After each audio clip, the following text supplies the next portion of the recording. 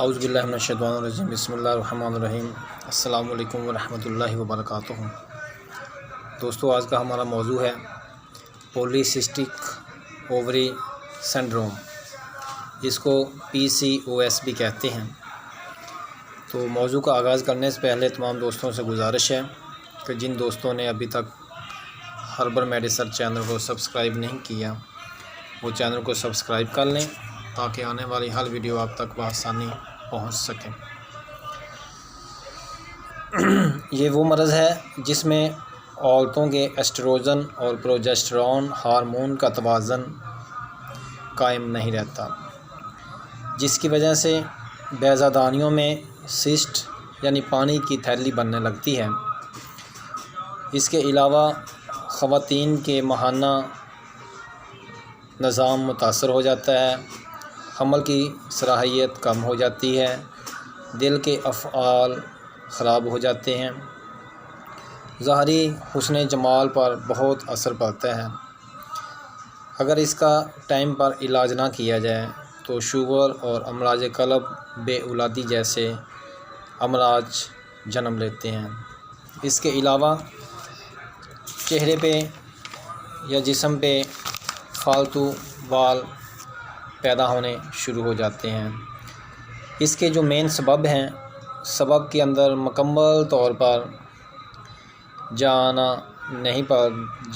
مکمل طور پر تفصیل سے اس کے مین سبب کا پتہ نہیں لگایا جا سکا۔ البتہ کچھ علامات سے یہ ظاہر ہوتا ہے کہ یہ وراثتی طور پر بھی مرض لاحق ہو جاتا ہے۔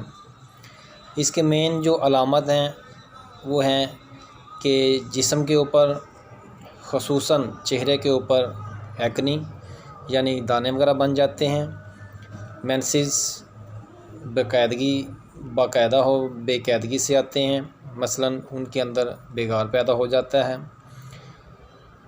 لیکوریا کا مسئلہ پیدا ہو جاتا ہے، اور خواتین کا جو وزن ہے وہ بڑھنا شروع ہو جاتا ہے۔ بے اولادی اس کا مین سبب ہوتا ہے اس کی علامات میں سے۔ اور یہ جو مرض ہے یہ عموماً 15 سے 40 سال تک کی عمر میں یہ مرض لاحق ہوتا ہے۔ اب آئیے اس کے علاج کی طرف۔